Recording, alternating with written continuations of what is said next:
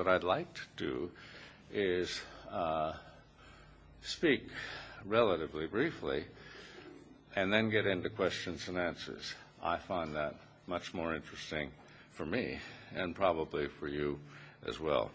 I want to go into Franklin Roosevelt's background, as they would say today. Where was he coming from? And that's very, very important because we have a lot of talk today about the Great Depression. And let me tell you, unless you know of the background, the context, you might say, of what American life was like in the late 20s and early 30s, what the Great Depression was like in the context of those times, you won't really understand it. Affluence and an affluent society, which we certainly do have today, even in our present recession, is new. It's post-World War II and very new. FDR grew up on an estate on the Hudson River. His family was so-called first families, Mayflower connotation, although I remember as a child people arguing and one being superior to the other because their family had come over on the first boat and the Roosevelts had come over on the second boat. Anyway, a long time ago, but well established by that time. In fact, FDR's father didn't work. He was a squire. And I knew, well, Hyde Park is now open to the public as a National Historic Site. But that's where I grew up. I grew up and spent formative years of my life where FDR was born, considered the home all of his life, and is buried there. Sarah Delano Roosevelt, his mother, my granny, was like a surrogate mother to me. So my remarks are really quite personal. I mean, and nothing could be more anachronistic for a boy to grow up on a Edwardian estate.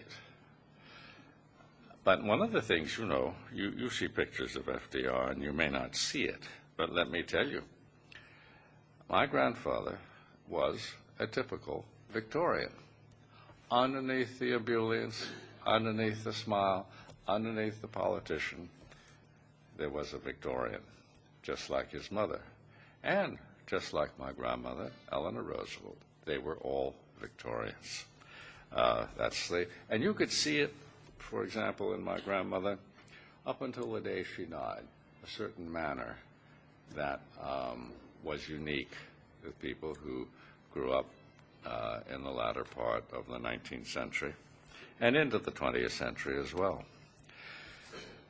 FDR's cultural background was a very important thing, and he, well, how can I describe it? Simply by telling you what I absorbed as a child. Given that background, there was a certain disdain for any kind of ism, any kind of ideology, whether it be capitalism, socialism. It just wasn't part of us. And of course, there were distinctions in that background. I remember Granny taking my sister and I for tea to a neighbor's in a state a little further up on the Hudson River. And since I was particularly young, she took pains to tell me that I wasn't to be too impressed with the place that we were going to. And it wasn't our style, dear. And while I didn't understand it in a literal sense, I clearly understood when she dropped the words nouveau riche. We were going to have tea with Mrs. Vanderbilt. She must have come over on a boat sometime later, you see. There are lots of distinctions, and they go on. But one fact is about, when I mentioned context, when I grew up, America was a society where class was very, very important. Knowing your place was an important element of life at that time. And somebody who didn't know their place was considered, I love the word, uppity. I like that word. But that was the case. Anyway, one thing, aside from that obvious kind of snobbishness that you could see, but which really wasn't, it was just part of life, there was a very strong sense of service. Now, we laugh today at perhaps noblesse oblige, but this was a time when there were no welfare services. If you were out of a job, there was no unemployment insurance. If you retired, that was the end, perhaps, of your income earning. The only thing around was charity. And my grandfather had he was brought up to have a very keen sense of service. And so did my grandmother. It's one of the things they had very much in common. My grandmother referred to them as people less fortunate than we are, dear. That was the expression.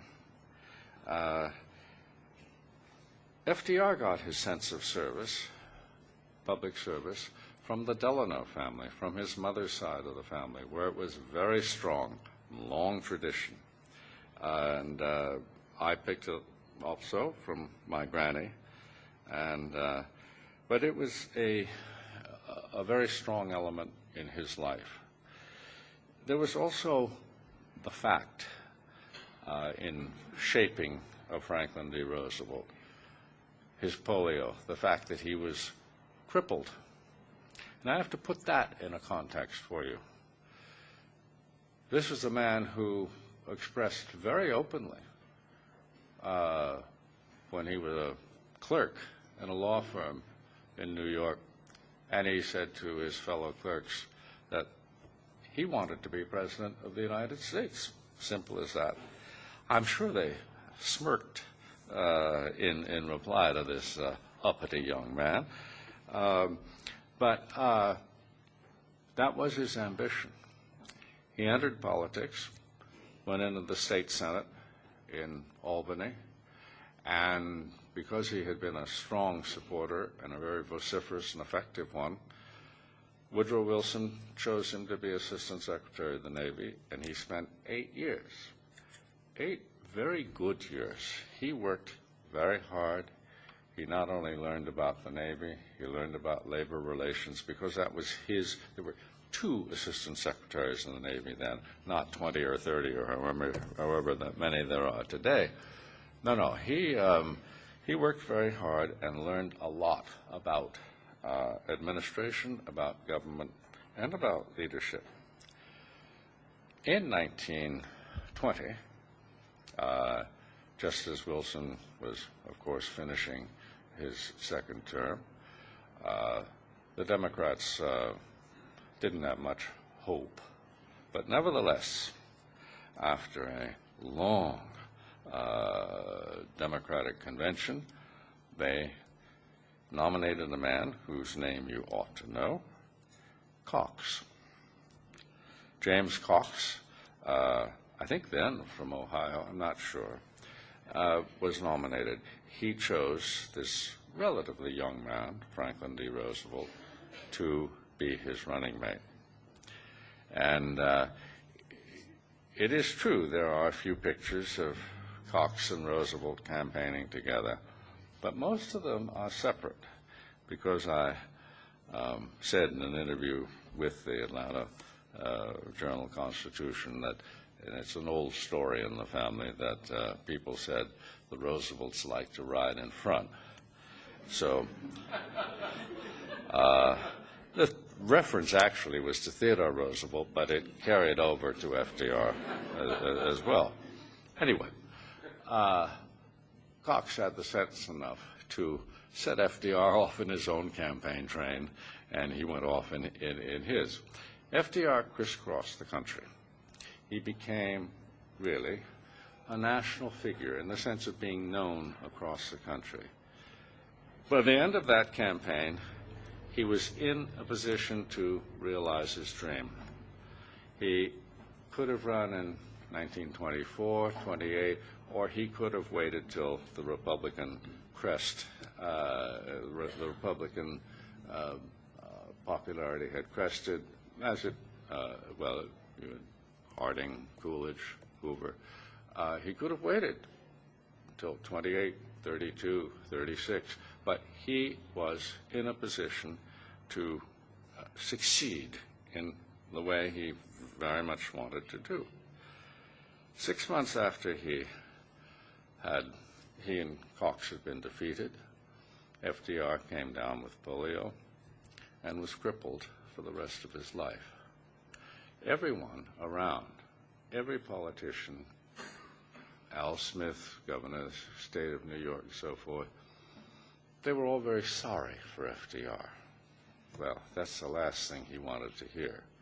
But quite literally, being a crippled was a political exit. That was the end of his career. That he refused to face it is sometimes said. I don't think he could avoid it. And as I talked with the people at Warm Springs a couple of days ago, FDR had to recognize just how crippled he was. Couldn't get out of bed alone. He couldn't do anything alone. Dropped his pencil, somebody had to go pick it up for him. Needed a book, somebody had to go get it for him. You cannot imagine how dependent somebody is when they cannot move from the hips down. It's very debilitating. And I'm sure he must have had his moments of sufficient awareness to put him in a kind of a depression, but he got over it. He didn't wish to be depressed. It's not our style. All right. Fine. Stood him in good stead. My grandmother didn't think he'd ever make it in politics, but she wanted him to continue to be engaged, and he was. When he finally did run, move back into the political scene in 1928, it was to a considerable extent as a favor to Al Smith.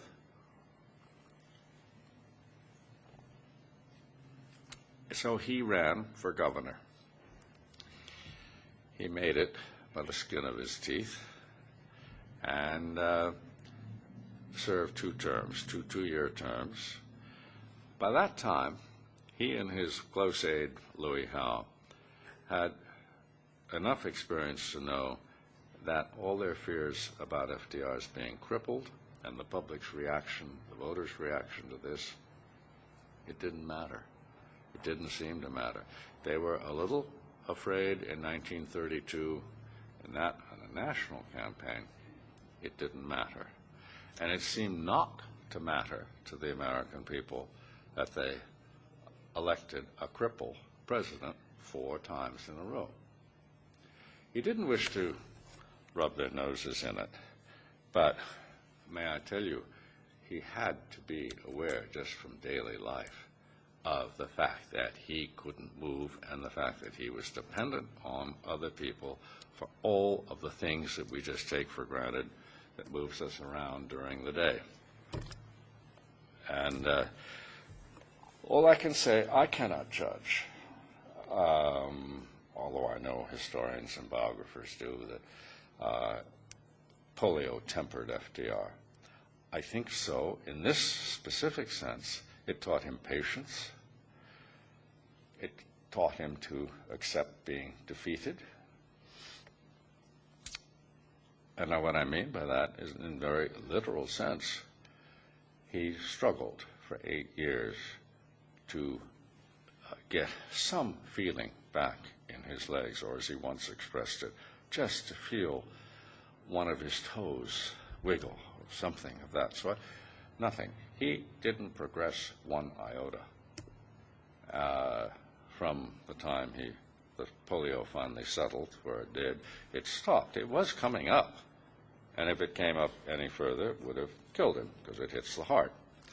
It settled, receded slightly, and settled in his hips, and that was it for the rest of his life. So it was a tempering experience, and probably did teach him, as I've said, patience. But it didn't teach him courage. He had that. It was, what can I say? It was one of those experiences in life which a lot of us have, maybe not quite as severely as that. But that's part of FDR's background. I want to move on because I'm mindful of what I said about talking for half an hour. And I have mentioned already the notion of FDR, but it was a family thing of dismissive of isms, capitalism, socialism, what have you. And there was a reason for this. It was thought that if you thought in terms of the sort of a party line of an ism, it blocked your thinking. And it was a standard thing to do what we now call lateral thinking, or FDR is called pragmatic.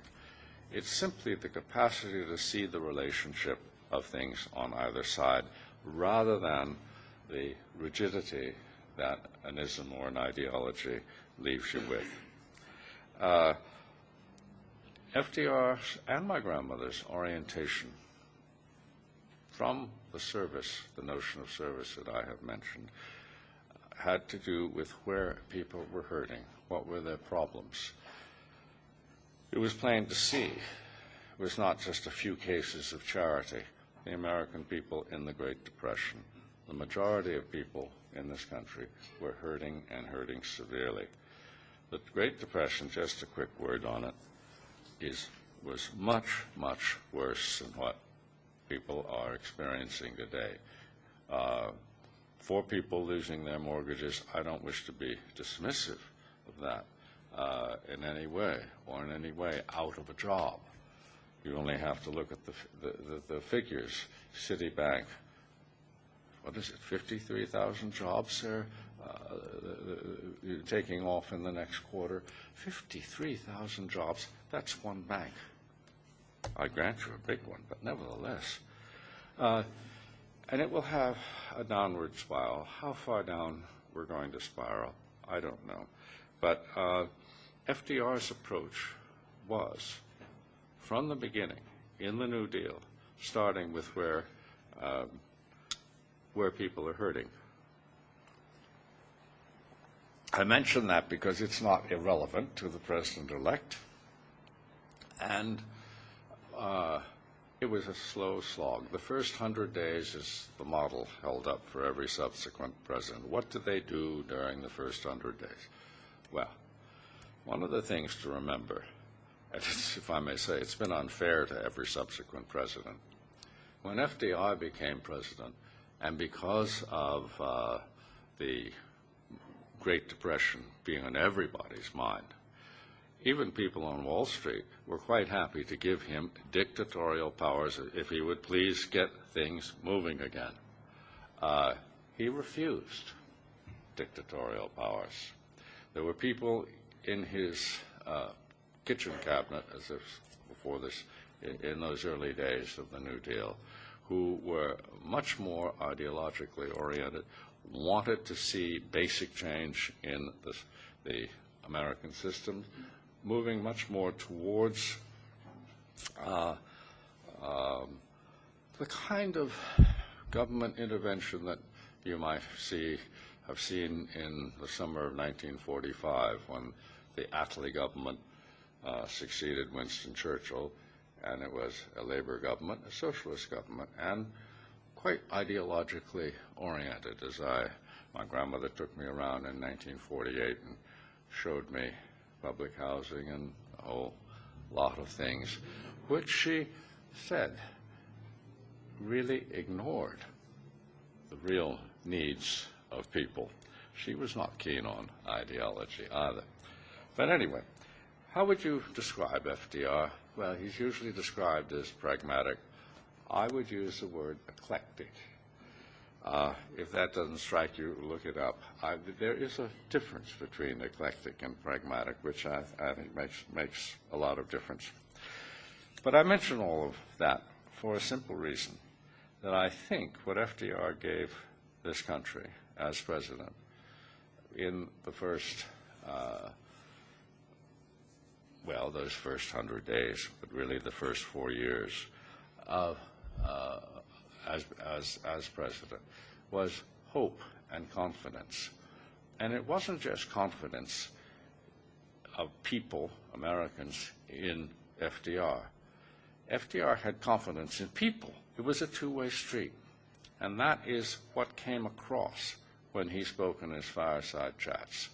And I think what the feeling he radiated was just as important, maybe more important, than all of those pieces of legislation which had went through the Congress in that first 100 days. And I hope the President-elect, Barack Obama, takes note of that. I think that's an important thing that he should do. FDR's attitude. How are we doing for time? All right, I'll go briefly on one more point.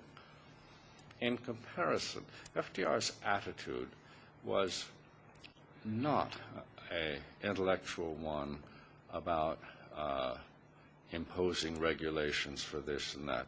He wasn't pragmatic. What do we need to do?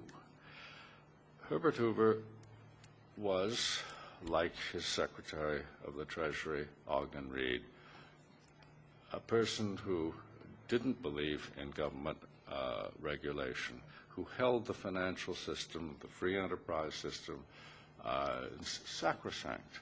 And it was heresy to consider intergovernment intervention. Hoover turned around, and in his last year in office, really turned practically 180 degrees. And it helps you see, though, that the general thinking in those days among people who were supposed to provide leadership in this country was no government regulation. Now, and I looked into that area quite a lot. And then I see what we're doing today. And you cannot say no government regulation. But I do see the way that we are in the present administration approaching the problem of this recession in terms of attitude, just a little bit like Herbert Hoover, that everything is reserved. For example, in the $700 billion that has been set aside to pump in to support the big institutions, financial banking institutions, there's no provision for helping the people who are losing their homes. That's finally due to political pressure coming out, but it's not in the original thinking. There was no demand that money given from the $700 billion, that it had to be more than just trickle down into credit. That's what it was for. That's what it was given for. And it's very interesting in Britain, where not sums of that magnitude, but substantial hundreds of millions, that is a requirement that the money be used to get credit going again. There's a difference. It's a difference in attitude. It's not a difference in policy. Attitude being how you think about something. Attitude being an expression of priorities in your values. FDR's attitude was, I think, what the American people picked up. And that's why they developed this rapport with him, which nobody could gauge until he died. And then, has been recently written by a columnist, I think now a year or two ago at some anniversary of FDR, people felt, Americans generally felt, when FDR died, that they had lost the paternal figure that had held them together.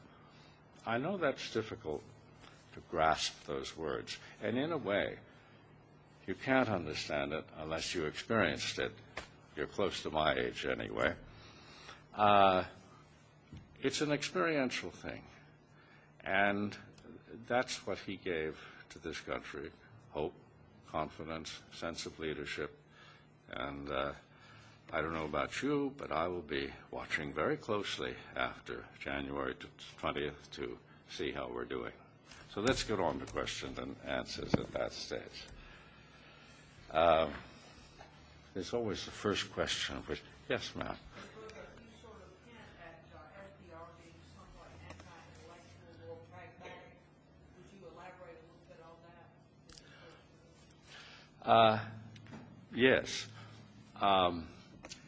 He wasn't anti-intellectual in the sense of dismissing his mind. He used his mind very, very well.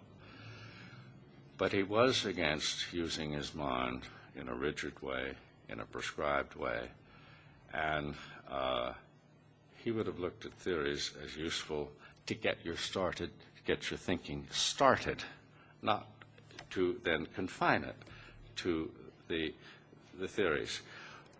But I note one other thing, and it's a class thing, that people in my background generally tended to be just a little bit anti-intellectual. I remember my uncles when they were at Harvard, and one of them, I'd done, and it was quite extraordinary, never again, exceedingly well, standing up number fourth or fifth or what in my class. And one of my uncles, not too long out of Harvard, said to me, well, don't know about that. We were satisfied with gentlemen's C's. I got the message that it wasn't necessarily approved of to be an intellectual. But that was his prejudice. FDR wasn't anti-intellectual, but he was not, in the traditional sense, an intellectual. Yes?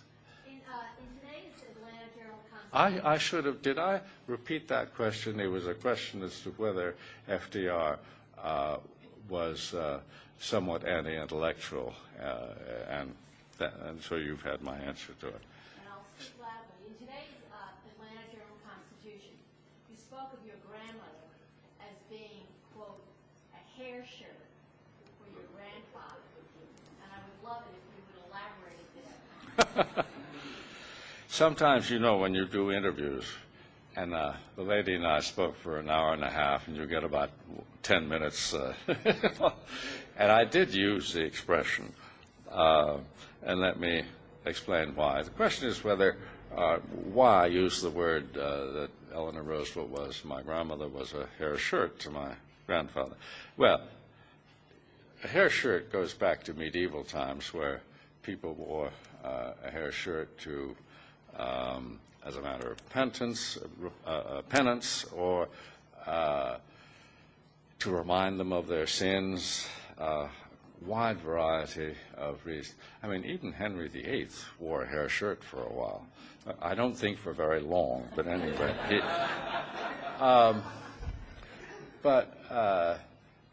It's now used as a common thing. Let's put it more reasonably. I think my grandmother, who was instinctively quite judgmental, wanted to make sure that Franklin was thinking about the things he should be thinking about. But let me use your question to make a point which is often lost, and particularly by the supporters of Eleanor Roosevelt. they had, the two of them, a great deal in common. They had their differences, that's been plainly written about, but they had a lot in common. Attitude towards a wide variety of things being shared. And my grandmother did think it her obligation to remind her husband of the things that she thought he ought to be aware of. And she had a box by his bedside table, which she would load up. And my grandfather, whom we called Papa, well, he was supposed to go through that box. Am I? Are we still? Did you turn off the microphone inadvertently? Not. It's still red. I'll just speak up if you've got problems.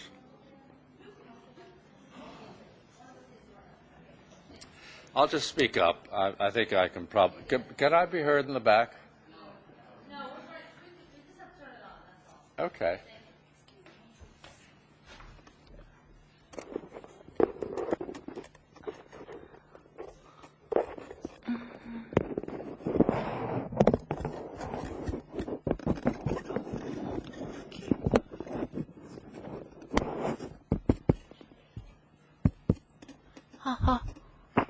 No. Weird. You take it out. I could hold it. Okay. No, I think you've got it now. All right, we're back again. If I'm off the air, you let me know. She felt very keenly that this was the case. But let me remind you of one thing. FDR took her advice when he could. And he probably agreed with her on most of the things that she was suggesting. But he was elected president, took an oath of office to uphold that office, and he was dealing with a wide range of legislation. And he was dealing with the politics of that with the Congress.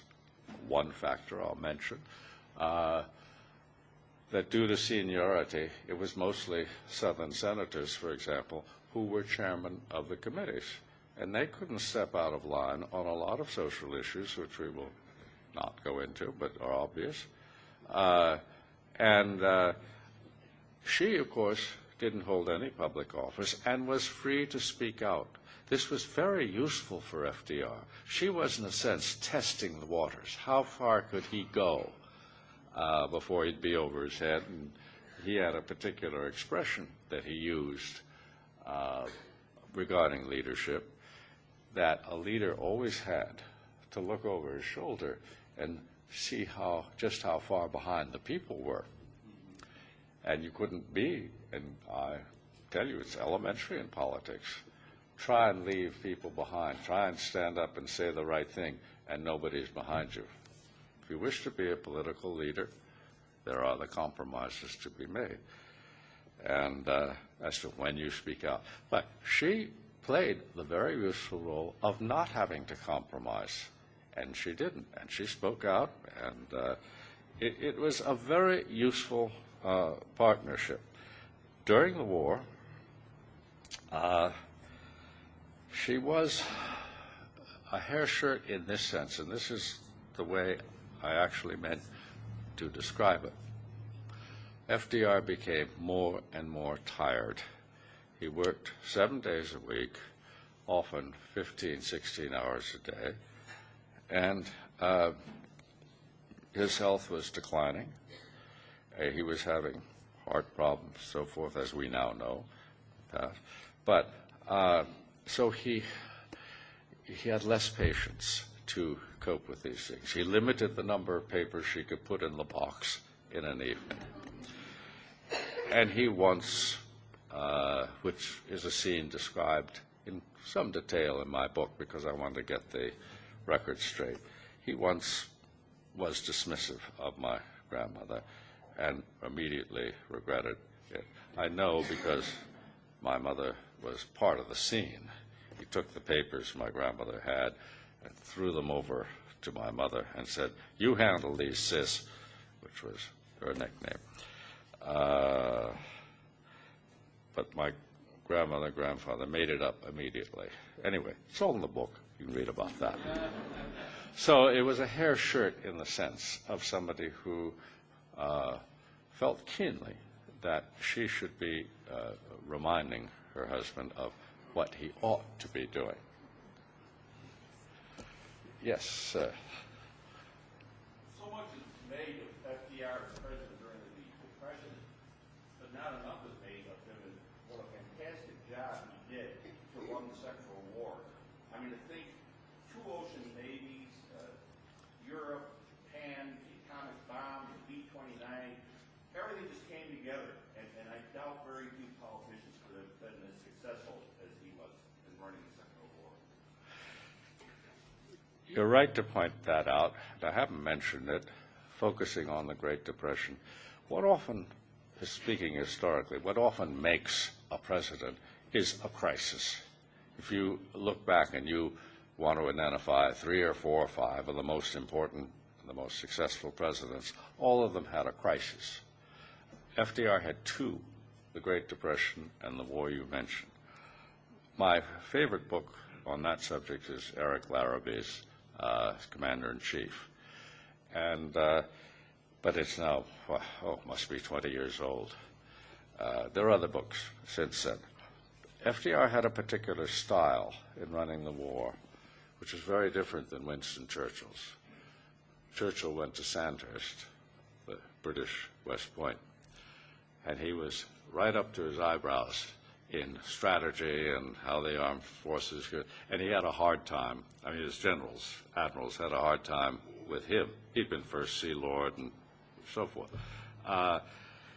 FDR entered the war game when politics was involved, and it was involved a lot.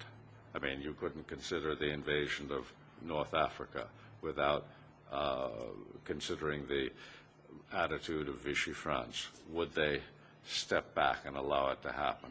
Would they resist? So forth. He was involved very keenly with all the political decisions, but he let General Marshall and Admiral King and General Arnold run their shows. And he had 3 good people.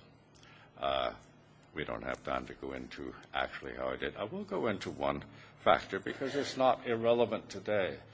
Since the use of intelligence, now we have various sources of intelligence, whole agencies, hundreds of $1 million spent in gathering intelligence. In those days, FDR had the intelligence unit in the Navy Department and the Signal Corps in the Army.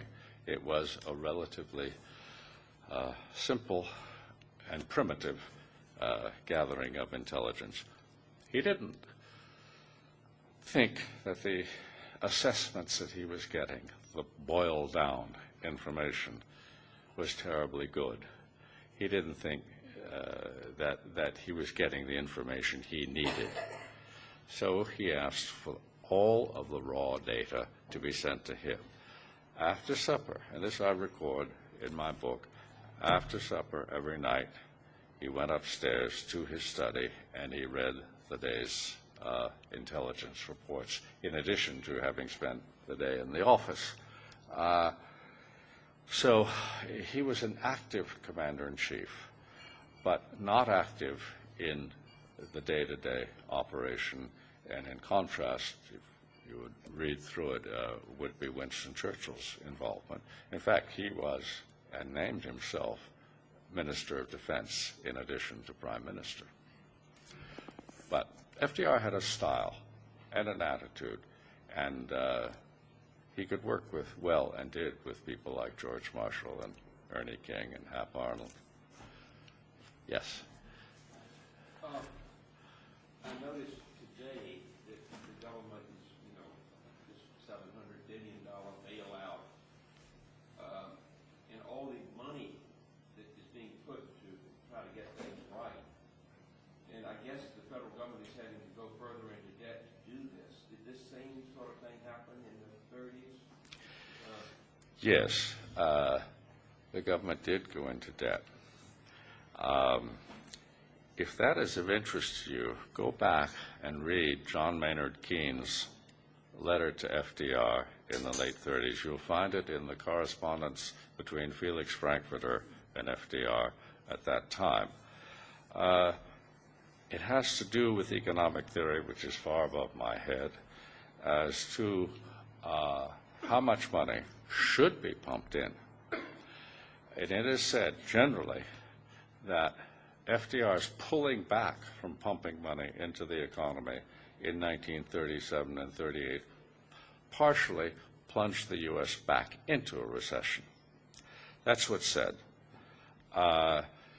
He was very conservative, quite frankly, about money going in, but he was concerned primarily not with the pumping of funds, say, as we have seen in the last month or so into financial banking institutions. He was concerned primarily to create jobs for people because of a not just financial side, but he saw and appreciated that work was essential for people's identity. To be without work, to be without a job, is not just to be without getting a paycheck. It's part of your identity. Who am I? What do I do? Work I do. And he saw that. And that was one of the reasons he was very critical of Harold Ickes. When the PWA got started, Harold Ickes was a stickler on contracts. And not too many people were getting hired to build dams and so forth. And so the WPA came in existence, which was specifically get people into work. I can't answer your question as to how much. That's one of those iffy questions which Barack Obama is going to have to face. Yes, sorry. Yes, well, whoever. What kind of grandparents are they? Franklin and Eleanor, did they play with you? Did they read to you?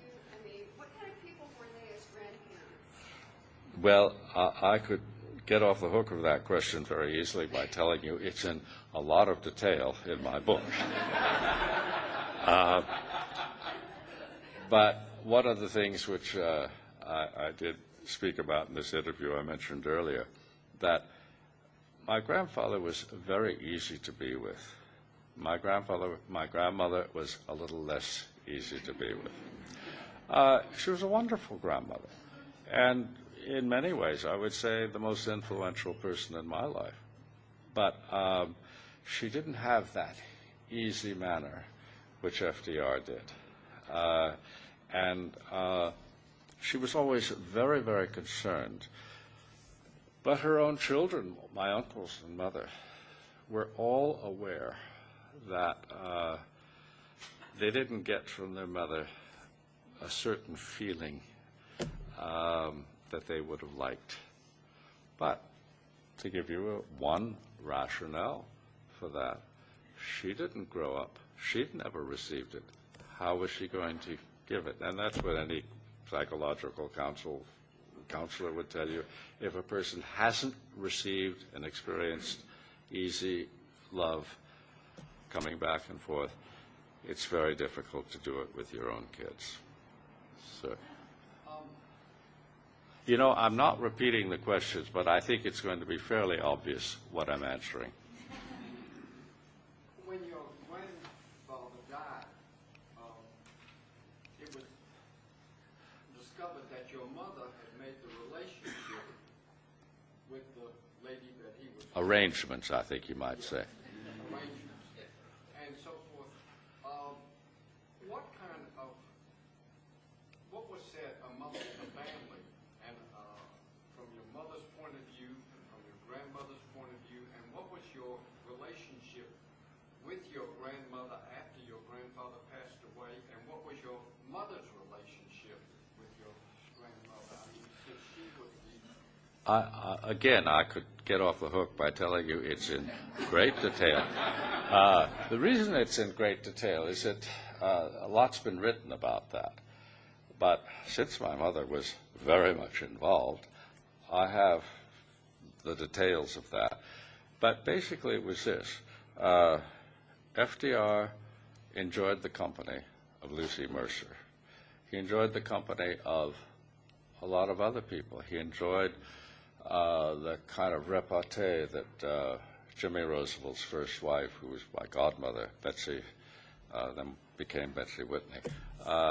He enjoyed Princess Martha of Norway, her company. He enjoyed Dolly Schiff, the editor of the New York Post. I mean, they had a rapport with him. They had the capacity to tease and joke and play, which he loved. And that was basically the whole atmosphere of his cocktail hour, was fun. And they had the capacity, which was not my grandmother's forte at all.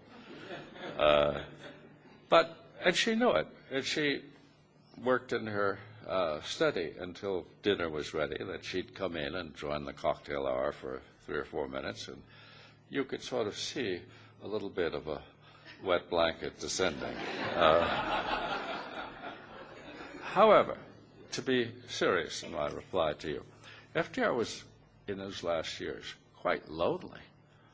And he didn't have the time to put up with people. He wanted people around him in the few hour or two over meal, cocktail hours and supper, with whom he could relax. And my grandmother didn't quite realize that and would often bring people to the dinner table. I think I'm off. Am I still on? Okay. She'd bring people to the dinner table that were ponderous and had things they wanted the president to understand. Walter White, the director of the NAACP, a very courageous man. Walter White, though, was dull and ponderous and insisted upon telling Franklin D. Roosevelt, the President of the United States, what he should be doing. Of course, he'd already told him that a couple of years before, but my grandmother would regularly say, I think you need to catch up with Walter White. And my grandfather would say, are you sure? Or whatever. Put it off as long as he could, but eventually he had to put up with it. And I have to say, the rest of us were bored with Walter White just as much as my grandfather did. But anyway, my mother did make the arrangements for Lucy Mercer to come visit the White House, and it had to be when my grandmother was not there. When FDR died, Lucy Mercer had brought over a painter, a woman named Shumatov. And you can see out in Warm Springs, that painting. And there were 2 other people, Margaret Suckley and my cousin named Laura Delano, who were also there. And incidentally, one of the little stories, and I don't go into this in my book, but the reporters love to say, well, when FDR took his train down, he'd get off on a siding and go see Mrs. Rutherford. She was married to a man named Rutherford who had died. Anyway, they neglect to tell you, probably because they don't know, that Margaret Suckley was with him through all of those gatherings. I think that needs to be looked at quite closely. My grandmother was irate when Laura Delano whispered into her ear that Lucy Mercer had been there when FDR died, and confronted my mother, and it was not an easy scene. But they got over it very quickly. I would say within a month, relations were back to normal. I think my grandmother understood that my mother was under enormous pressure. She was functioning as a more or less personal assistant to FDR in the last year and a half of his life, to do what was ever possible to ease her father's life. And he was declining, where it was very simple to see that keeping him going was one of her principal jobs. As I record in my book, I was used as a foil to get FDR to come swimming in the White House pool, where we would throw a ball back and forth. My My grandmother is, and this is in the book too, I don't think wanted to see just how sick her husband was. I don't know, but she was not sympathetic in the way that you might have expected her to be, not considerate.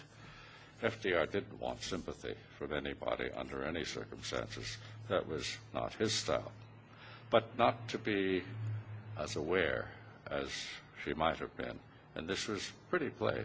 He once asked her to reduce her schedule and be more at home, and she didn't. I don't know why, but she didn't. So you had that pressure my mother was under to do everything she could to ease FDR's life, and it included having Lucy Mercer visit, Lucy Rutherford as she was then in those days. Sorry, somebody else had a question. Yes, a lot of what I'll come back to you. I know you and I discussed that question. I'll come back to you. A lot of what I've read about FDR, people say that even people who worked with him closely for decades, and maybe even your grandmother, never really had a good idea as to what his true core being was like. His true? His true core being, what his basic personality was. And I was going to ask you, were you aware of that? And if it's true, how do you think he was able to keep the real self from so many people? I don't think there's as much to that as people would write. Robert Sherwood, wrote the book Roosevelt and Hopkins, very insightful book. And he describes FDR's inside, his core, as an impenetrable forest. I think FDR did keep a lot of things to himself, but I don't think it was quite as basic as Sherwood would think. FDR dealt with the problems as they had to be dealt with. I think his sense of values were practically simplistic, basic values that any American could identify with. To go back to a question as to how intellectual he was, he wasn't intellectual about it.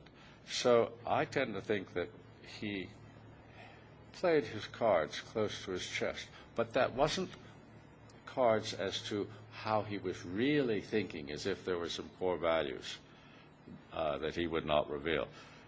They were the cards of a card player playing poker, and the other people around the table would be who he had to play with, congressional leaders, governors, etc. And he put all this together, and he held back and didn't act until he had to act, until he felt it was right. Timing is very key in politics, and FDR was a master at timing.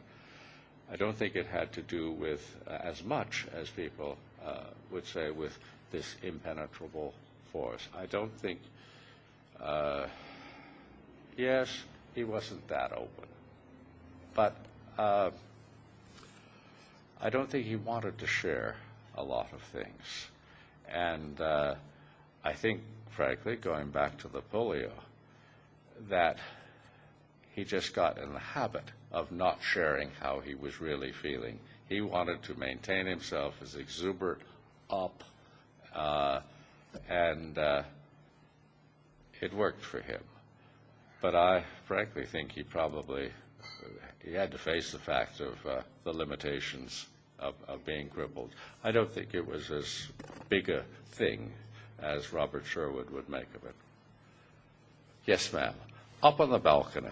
There was a lot in common, which I think the press missed a good deal of, between the two campaigns, FDR's in 1932 and the campaigns we've just seen Obama finish. And the transition period was, in a way, quite similar. It was even rougher for FDR because he had from the 4th of November to the 4th of March before he could take office, whereas it was changed in the next 4 years and became January 20th. But it's enough of a distance. During the time that FDR had, the Depression was continuing to spiral downward for Americans, and Herbert Hoover invited him twice to come to the White House. He wanted to issue joint statements. And FDR did go and did visit with Herbert Hoover, but he wanted to save what he had to do with the New Deal until he actually took office and became president. So the technical reason for not joining with the past and the newly elected president, for not joining together, is the one that Obama's people have said. There's only one president at a time. But the real reason, which the press seems to omit, is political. It would be very poor politics for him to, for Obama, to join with President Bush and seem to be part of the scene and so forth. I'm sorry, that's the way it is. And that's the real reason why you will find President-elect holding back, not revealing what he's going to do, other than broad generalities, prior to his taking office. Yes, ma'am. Very basic question. You'll have to speak up for the old boy. A very basic question. What's one of your favorite memories of being in the White House growing up? Well, it's impossible to say. There was something going on every day. And whether I was a young child or then a teenager, after all, this covered 12 years of my life, a little more, when FDR was president. There was just something going on every day. I can't tell you that it was both wonderful experience, no particular thing standing out, but it had its drawbacks, and that's frankly, the real purpose behind my book is to explain those, which is why there's the title, Too Close to the Sun. Incidentally, Too Close to the Sun refers not just to this boy who would be obviously very impressionable, but it included all my uncles, my mother, rest of the family, close friends of the family, and all of the people who were in that inner circle of working with the president or my grandmother. It's a particular phenomena which is very difficult to describe if you haven't experienced it. The power of the presidency is there. Every president who holds office will experience that. His family will experience it. And I can only tell you that when you have a president as vibrant as Franklin Roosevelt and a grandmother who was a public figure in her own right, as I recognized as a child, it's increased 100-fold. How I survived, all I can tell you is that it took a lifetime to work out, but I did work out of it, and that's why I'm here today. How, you know. All right, I can't see too well from here with the bright lights. Yes, please.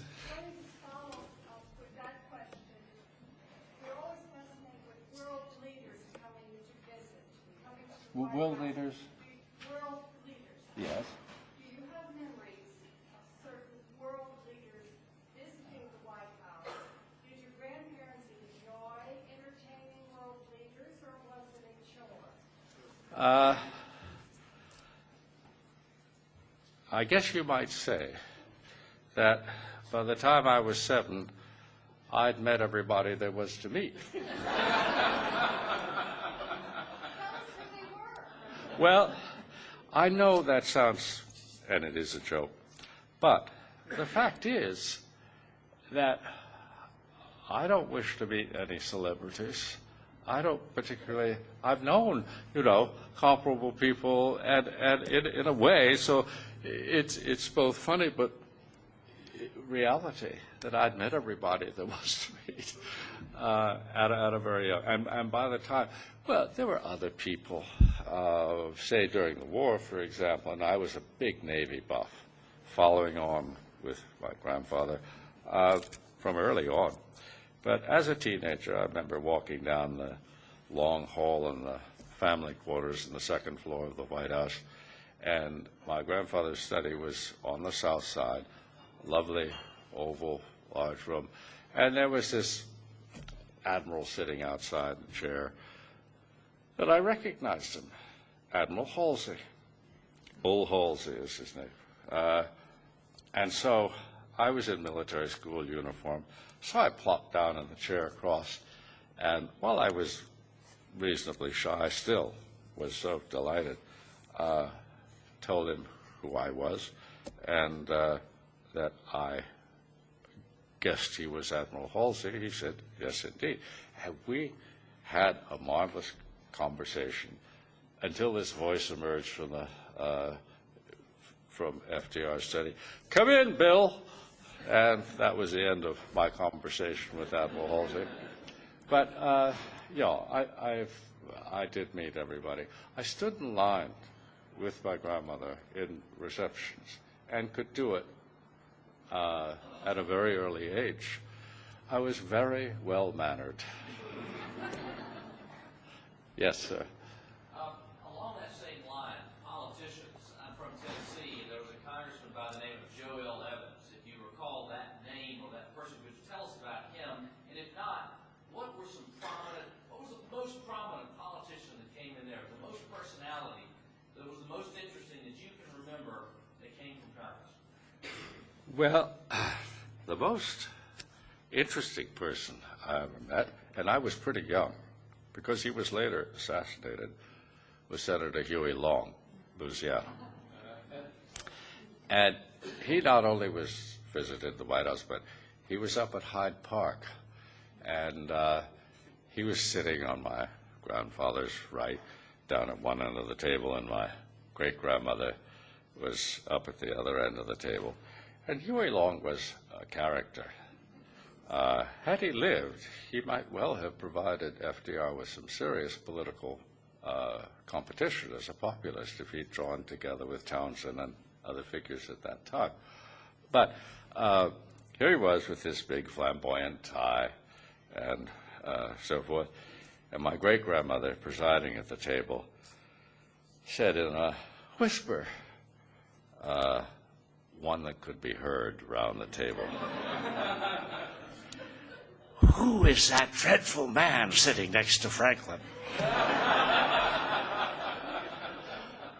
So I took my cue. But yes, I met a lot of people. And they were, it was explained to me who they did, what they did. Senator Sparkman, for example, was a frequent visitor at Alabama. And very much in FDR's corner on foreign policy and things of that sort. Not so on domestic policy for reasons that he had to get reelected. So it was wonderful meeting people, and yet I have to say that I did become at a fairly early age somewhat jaundiced. Yes, sir. This is the last question, and then let's applaud for Mr. Roosevelt, and we'll let him get through the audience before maybe you can bring him through, and he'll be signing at the back. So how about one last question? Thank you. Mr. Roosevelt, I'm Sidney Kennedy. My Aunt Mary McLeod Bethune was an advisor to your grandfather. Who? Mary McLeod Bethune. Oh, yes, I remember her very well. Yes. And I did have a question that I've always wanted to know, being an American history buff. How did your grandfather deal with polio, and did that affect him in any way during his administration? I didn't catch the last part. How did FDR feel about? He deal with polio. How did it affect his administration? I don't think his polio affected his administration one whit. I don't think he was deceptive about it, as I discussed with the people at Warm Springs last a couple of days ago. Not at all. You mentioned Mary McLeod Bethune. I remember her very well as a child. She used to visit my grandmother. I don't know. I may have met her 4 or 5 times. She was an extraordinary woman. And she and my grandmother used to talk a great deal. And I don't know whether they gave each other advice, but what my grandmother wanted was her personal experience, and she had it. But to go back to the thrust of your question, polio did not affect his administration or his capacity to be the administrator in any way.